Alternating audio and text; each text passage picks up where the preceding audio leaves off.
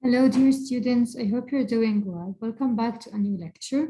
In this lecture, we're going to have a writing workshop and we're going to start with the persuasive writing. So here's the table of contents. First of all, we're going to introduce what a persuasive essay is, what's the purpose for writing a persuasive essay. Then we will look at the outline, which is the pre-writing step. So how to organize this essay, our ideas, how to organize our ideas, and then write a complete and a correct essay. Then we will look at a sample persuasive writing step by step to guide you on how to write a persuasive essay, and then you would have 2 writing prompts to choose from for your homework. So what's the purpose, or why do I write a persuasive essay? What's all about? So in a persuasive writing, the writer takes a position for or against. And just one second, be careful here. We do not say I'm with or against. I say I'm for or against. So for means I support this, I agree on it, or against, which means I do not agree with it. Okay, so a specific issue, any topic. Okay, now I'll give you a specific topic to talk about. But in general, in a persuasive writing, I should take a position. So I should take my position and state it clearly, specifically in the introduction, and present to the reader my position. I believe that, for example, children should not use technology for educational purposes or any other purpose. Okay, that's what I believe. Then after taking the position, I should try to convince you as a reader of my position. So when any person wants to convince you of his or her position, that person should support their stance or his stance with evidence, with logical reasoning. So I should give you reasons. And that's what we're going to do here. Okay, to make you believe or take some action. So persuasive writing attempts to persuade or convince a reader to adopt a certain point of view. So to accept and work on this point of view. Okay, so to accept my idea, to agree on it, to take it and work on it and take particular action, basically. Then the writer must always use sound reasoning. Sound reasoning means logical reasons that are sound, which means they make sense to me, in which they should try to convince me to believe you and adopt your stance or your point of view. Okay, so the writer should use sound reasoning and solid evidence by stating the facts. Facts, for example, that show me based on studies how technology is affecting children who are using those technological tools. For example, the tablets for education. Now I'm trying to convince you to let that child use any other educational tool like a game, but it's physical, so it has objects, you know, or any book, copybook, whatever, or any manipulative, but not a tablet, you know? So I should give you facts to convince you that, yeah, it is harmful. Give you logical reasons, give examples, real life examples. I just gave a fact and an example at the same time. Like, for example, a research study was conducted in Florida on 150 students aged this to this.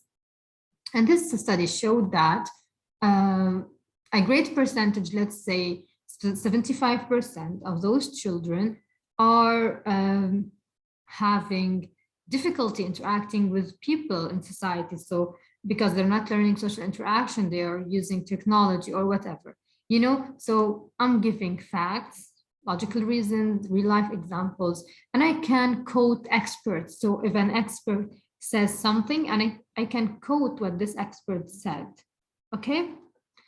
So these are all ways to convince my reader of my stance. And these are what I'm going to refer to while writing my ideas in the body of my essay. Your persuasive essay would consist of 4 paragraphs. The introduction, which has a hook, background information, and thesis statement, And as we know, that introduces our essay and the topic of our essay. The hook, which is a catchy statement that grabs the reader's attention. The background information, which presents general information and prepares the reader to understand clearly what this topic that I'm covering. And then the thesis statement. And in the thesis statement, you have to focus carefully. In my thesis statement, I have to present my position. I have to say that I am against using technology, or I am for using technology for education for children or teenagers ages this to this. Okay, so I have to present my stance. And I have also to say the reasons, for 2 reasons, which I'm going to elaborate more on in the body, but I state them briefly in the introduction. Then I start the body, and as we said, we use all these tools, okay, to convince the reader of our ideas. And I have, for example, 2 reasons why technology shouldn't be used. So I have first reason for being for or against, and I explain this reason and I give examples. This is first body paragraph. Second body paragraph, also the second reason for being for or against. So both reasons should be for, or both reasons should be against, okay? So I stated already clearly my position, both reasons for or both reasons against. So each reason I presented in one body paragraph, and I support it with more explanations and examples and facts and all these details, okay? Not necessarily all of them, but the necessary ones. And then I conclude for sure my body paragraph with the concluding sentence, and I would be done with my body, which consists of 2 body paragraphs. Then I write the last paragraph of my essay, which is the conclusion, in which I restate my claim, which is my position, whether I'm against or for. And then I call the readers to take action, and that's really important. So you have to have both. Summarize everything said briefly, remind the reader of your position, and then call them for action. So you should take action and start replacing those tablets with the other manipulatives, for example, for your children, or you as a teenager or whatever. Why is that? Because why do I have to finish let me go back. Why do I have here in the conclusion to finish or finalize everything with that call for action? Because I need to leave the reader with this thought that, yeah, after presenting my position and trying to convince you, I should leave you with that thought, that, yeah, I'm going to take that action because based on everything that I've presented to you, you should be convinced. And if you are, then you are most probably you're likely to take that action. And that's the whole purpose for writing a persuasive essay. I'm trying to persuade someone. And that's what you do in our daily life. Essays aren't about just a writing on a paper. It's part of your daily interaction. When you want to persuade any person of anything, you have to give logical and sound reasoning. If it's not, no one would believe you. Now, here is the outline briefly for you to organize your ideas before you start. For sure, the title, you can write it at the beginning or at the end because it's comprehensive of everything, so you can leave it till the end, but it's at the top of everything. Then you have to state the thesis, which should include the main idea of this whole essay. So it includes your claim. So are you for or against? And you have to specify the topic. If our topic is for or against using technology in education, you say, I am for using technology in education for 1, 2 reasons. You state the reasons briefly, and then I go here to the body. Okay, first reason, why for or why against. Okay, second reason, why. And then write the example briefly. Again, in the outline, I do not write paragraphs. I do not have even to write full sentences, just phrases, the details, headings, the main ideas. So the main example, and I elaborate in my essay, or the supporting details briefly because of this and this and this. Okay, it leads to this, it leads to this, it may cause this, etc. Experts' opinion come in. Also, we write them all briefly, which all support our first reason. Same thing for the second reason. So that's what all the body is about. And then here's the conclusion. I restate the claim, which is written here, but in different words. And I write my final thought for the reader and a call for action. Okay. Let's look at this persuasive writing together. Should marine mammals be in captivity, yes or no? Okay, so you expect what? To see in the introduction, which is here, the first paragraph of our persuasive essay, to see the stance of the writer, right? So for by now, we do not know that whether the writer believes that we should or we shouldn't. Okay, that's the question, that's the title mainly, and we're going to find out in our introduction. So that's why you as a writer, you should introduce your claim and your position in the introduction for the reader to understand the whole purpose and the whole relation between ideas. So let's start. Marine mammals are a part of nature and should not be bought, sold, or thrown in an aquarium. Okay, that's a statement, general statement, and it's attractive that marine mammals are part of nature and they should not be bought, sold, or thrown in an aquarium. Now, I would like to read more to know what are they going to talk about. I believe that they have the right to be kept in their natural environment. Now, I believe here first person point of view I, because the writer is presenting his or her personal stance. So that's why it's being used here as I believe. So the writer believes that marine mammals should be kept in their natural environment. So clearly, before stating the thesis statement, which should present directly the stance of that writer, clearly from the background information, you can see that they are introducing the position of that writer. So we can see that no, marine mammals shouldn't be in captivity, okay?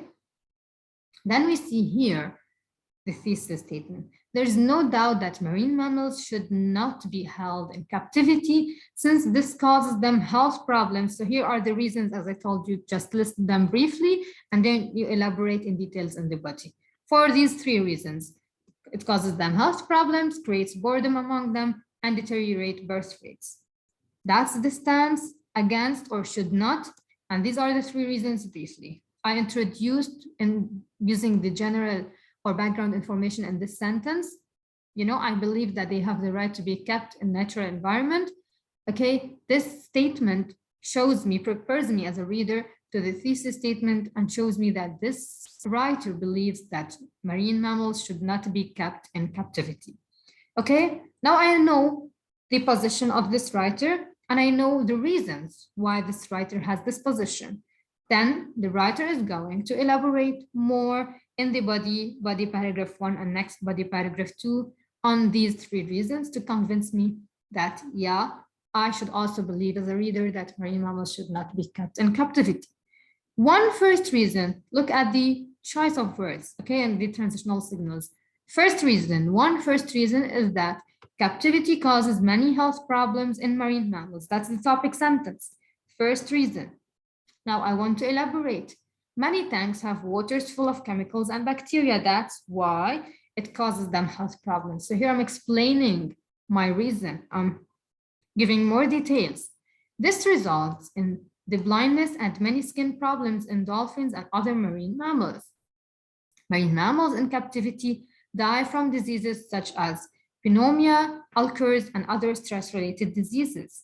You see, so I concluded my main idea, which is health problems, by giving real-life examples of diseases, right? And here I explained how they get these diseases from the chemicals and the bacteria.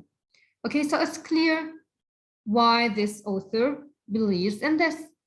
And the first reason is presented clearly to me. Okay, it makes sense. So I can keep reading and I can see by the end if I'm convinced or not.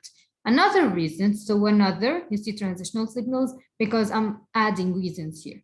Another reason is that most of these helpless creatures suffer from boredom. Dolphins in the wild can swim up to 40 to 100 miles per day, but in pools, they go around swimming in repetitive patterns, okay? Due to boredom and limited space, many dolphins abuse themselves. And for sure, this is based on studies. Anyone cannot just say this as a fact, you know? So this is based on studies because of this boredom, because they are limiting what that dolphin or what these marine mammals are capable of, they have their needs, they have capabilities, and they are being limited, as if that dolphin is being imprisoned. That's why, as a result, that dolphin is abusing itself. They often bang their heads against tank and aquarium walls. This is a real-life example of how they abuse themselves. So you see how the author presented the reason and explained with details, with facts, real-life examples. Some of these poor innocent creatures face abusive treatment by their caretakers. Not only they abuse themselves because of boredom, but also they get abused by their caretakers, thus shortening their lifespan. Okay, so all this stress and abuse they're getting shortens their lifespan. Okay, so they would die earlier. In fact, Keiko, here is a proper noun, the killer whale, the star of Free Willy, was a victim of this type of abuse. Okay, it was known to be said that he was 1,000 pounds underweight and developed a wart-like disease. His teeth were ground down from chewing the sides of the pool due to boredom, and he had a problem with his dorsal fin. So you see, real-life example.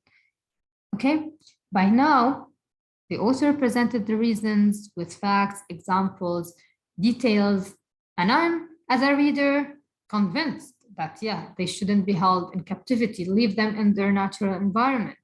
In conclusion, marine mammals should definitely not be held in captivity. So I'm restating the thesis statement in different words. Okay, so Gandhi put it best when he said, now they're citing experts' opinions. The greatness of a nation and its moral process can be measured by the way its animals are treated. In a world where much of nature and the wild has already been lost to us, it's up to us to let these beautiful marine mammals free. Okay, so what's the final thought or call for action is to let these marine mammals free. Do not hold them in captivity. Okay, now here's the first prompt for you to write about. Man's rapid lifestyle has victimized him to an extent that he consciously or unconsciously turns to be unaware of his own health. Write an essay persuading your reader of the importance of following a healthy diet along with exercising. Now make sure that in your introduction, you put your reader in the general atmosphere of your topic as you saw in this example, and clearly provide a thesis statement, and that each of your body paragraphs starts with a topic sentence which you back up with relevant supporting details, just as you saw in this prompt. Draft, revise, and proofread your essay, and your writing will be assessed for ideas, language, style, and tidiness. And here's a sample outline for the introduction. State your claim, think of 2 reasons, you have examples, and then write the introduction, the full introduction. Body paragraph, write the reasons, write the facts, everything briefly, and then the conclusion, you restate the thesis statement and leave the reader with a final thought and a call for action. Second prompt is, technology plays vital roles in our modern world. The prevalence of technology significantly revolutionized the field of education. It has made it exciting and fun. Various tasks have been automated and many educational processes have been carried out with excellent efficiency and ease. In spite of this, many people are worried of the possible harmful effects of using technology in the classroom or at home. Will children lose their ability to relate to other people? Will they become dependent on technology to learn? And will they find inappropriate materials? Write an essay persuading your reader that children and teenagers should or shouldn't use technology. So you are either you're either for or against the use of technology in education. So write a persuasive essay presenting your position and trying to convince the reader of it. Okay? Now here you have some transitional signals for here you have introductory phrases. In my opinion, I believe that to introduce, it seems to me that from my point of view, so here you present your stance, your position. Okay, there is no doubt that we shouldn't hold marine mammals in captivity, etc. Concluding phrases for this reason, in short, in brief, in any case, summarizing, obviously, etc. To introduce, for example, in fact, to introduce the details. For instance, as evidence in support of this. So when you want to support your topic or main idea with details, you say in support of this, and you write the supporting details. Then when you want also to support your opinion and add, you can also first, second, to organize, equally important, besides, next, again. So you're adding ideas with supporting details. When you're showing a counter argument, you say, I realize you or believe or feel, want, favor, support, argue, state. On the other hand, let me explain, I question, I doubt. Some people, although you, so counter arguments, what you believe versus what I believe. And then cause and effect, since because we know them already, consequently, caused by, brought about, made possible, give rise to, you have some new transitional signals here. Comparing contrast, now we're not using these here. Okay, we're not using them. The focus is on counter arguments, supporting your ideas and adding details, and concluding phrases and introductory phrases. Okay, cause and effect and compare contrast aren't needed in this specific type of writing. By now, our lecture comes to an end. I hope that everything was clear. Thank you for watching. If you have any question, please do not hesitate to let me know, and have a nice day.